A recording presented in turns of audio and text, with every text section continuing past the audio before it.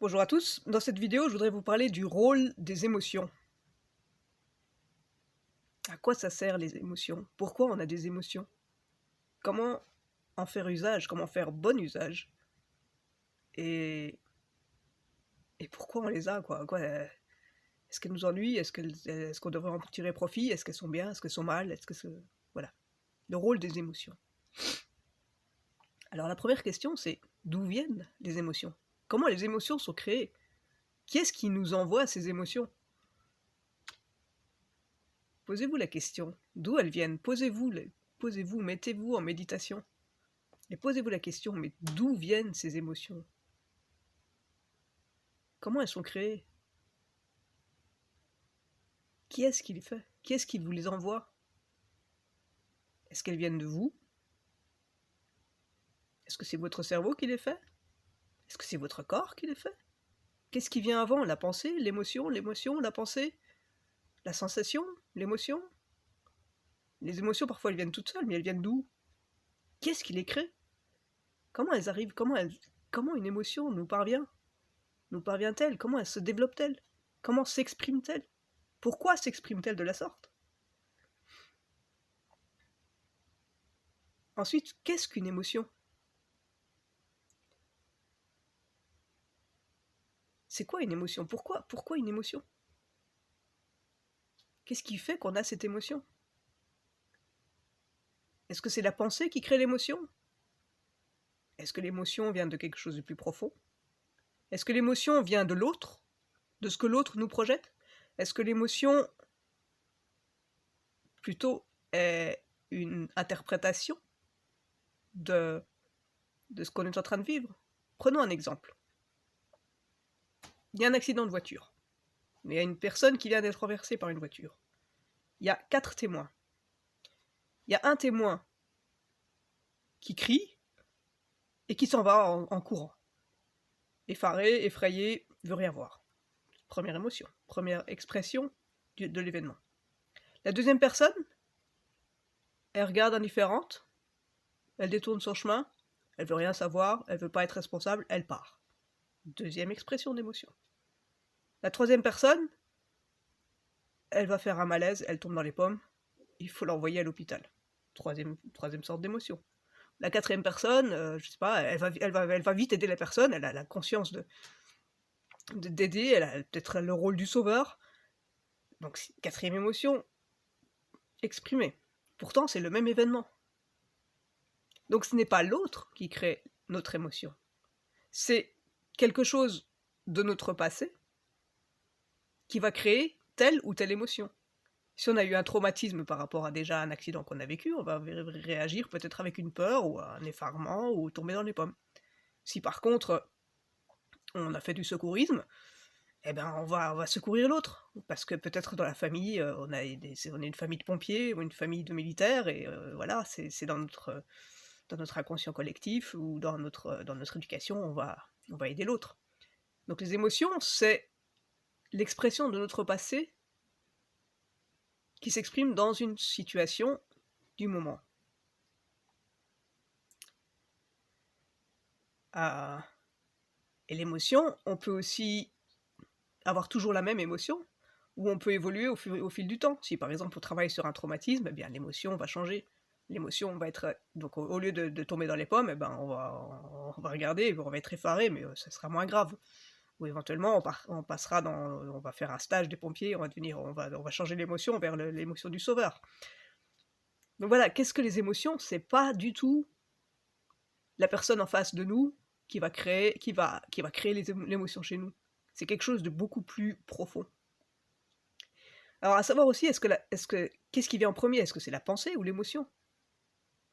Est-ce que l'émotion n'est pas une pensée profonde? Puisque justement, c'est une pensée qu'on a au moment même, mais qui est tellement imprégnée de son passé qu'elle va se transformer en émotion. Donc à quoi ça sert l'émotion?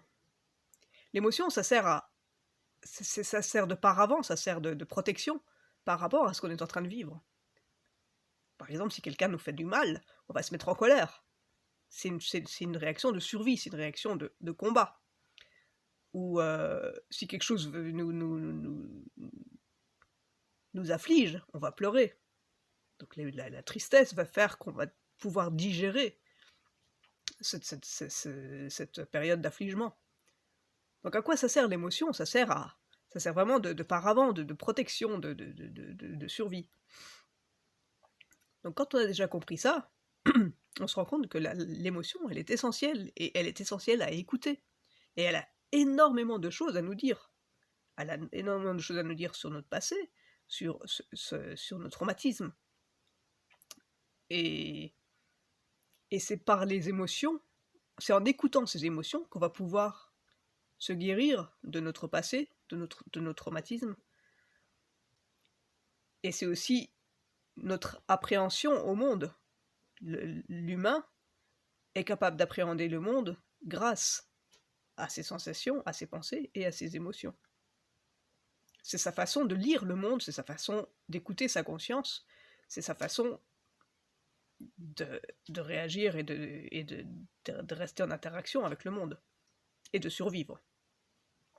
Donc voilà à quoi servent les émotions, voilà pourquoi il faut les écouter.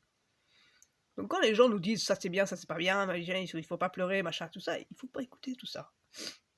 Et alors ce qui est important aussi, c'est qu'il n'y a pas de bonnes émotions et de mauvaises émotions. La colère n'est pas une mauvaise émotion, la tristesse n'est pas une mauvaise émotion, le rire n'est pas une bonne émotion.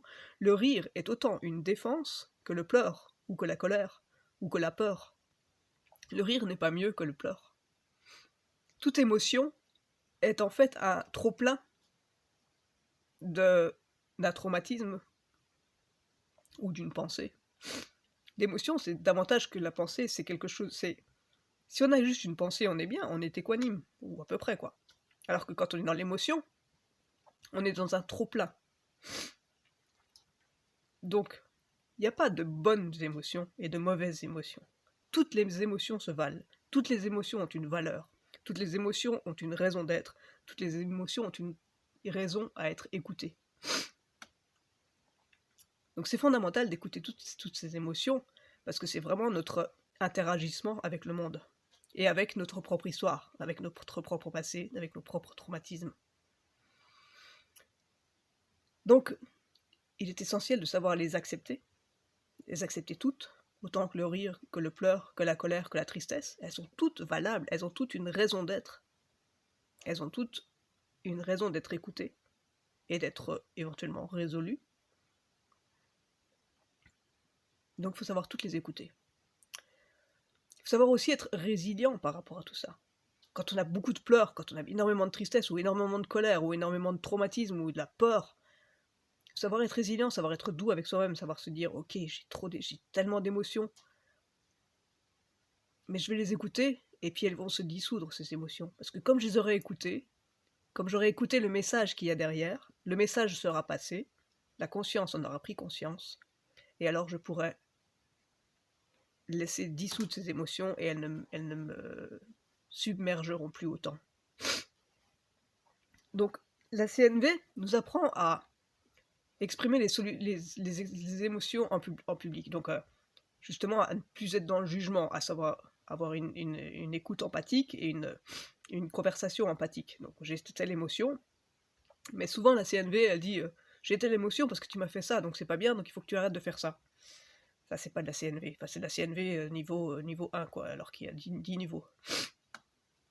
Donc en fait il faut éviter de parler de ces émotions avec les autres. Il faut en prendre conscience, il faut l'écouter pour soi, mais il ne faut pas la déverser sur l'autre. Il faut pas projeter ses émotions sur les autres. Le moins possible. Si on a besoin de pleurer, on va s'isoler, on va pleurer.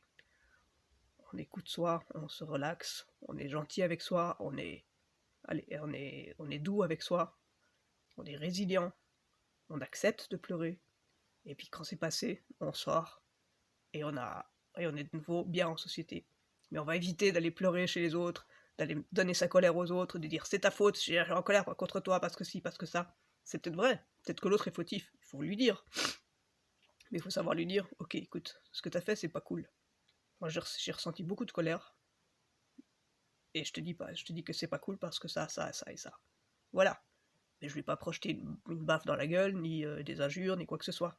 Je lui ai juste dit, écoute, ce que t'as fait, ça m'a donné de la colère, et moi je suis pas d'accord. Voilà, donc ça c'est dépasser la CNV. C'est écouter les émotions en soi, mais que ça reste une introversion et une résolution en soi, sur soi, avec soi et pour soi. Et l'autre, il n'a rien à voir avec ça. L'émotion, comme je disais tout à l'heure, l'émotion qu'on a, elle est due à notre passé. Elle n'est pas forcément due à la situation. Et même l'autre, la personne tout à l'heure qui m'a mise en colère, peut-être que quelqu'un d'autre, il lui aurait donné peur ou il lui aurait donné. C'est toujours pas cool. Mais c'est pas l'émotion qui fait que. C'est son action. Et l'émotion telle qu'on l'a vécue, et il faut la digérer, la regarder en face, l'accueillir, et puis elle va se dissoudre d'elle-même. Et donc, il est aussi important d'apprendre le stoïcisme. Le stoïcisme, c'est justement la possibilité d'être conscient de toutes ces émotions, mais de les garder pour soi, de garder un visage neutre, de garder une expression neutre, de garder une attitude neutre, mais de savoir que ça existe, qu'il y a un problème, que la personne en face, elle est pas cool, ou que la solution de passé que j'ai vécu, elle est pas cool. Mais garder ce côté où on ne surréagit pas. Donc l'émotion, elle est là, elle a tout son droit, elle a tout son droit d'existence, elle a toute sa vérité, elle a toute sa valeur et sa validité. Mais on va pas la surréagir, on va pas la projeter, on va pas la perpétrer, la multiplier.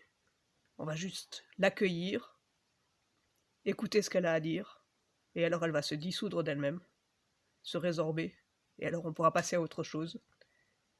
Et du coup, on aura aussi moins de nœuds dans notre corps, parce que tous les nœuds, toutes les tensions qu'on a, toutes les maladies qu'on développe, c'est des émotions qu'on a refoulées, en fait. C'est des émotions encore plus profondes que ces émotions.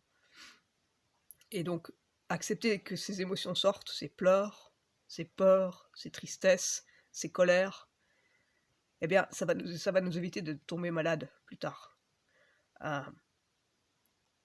Donc voilà, apprendre le stoïcisme, dépasser la CNV, apprendre la résilience, et apprendre à écouter tout ça. Voilà le rôle des émotions.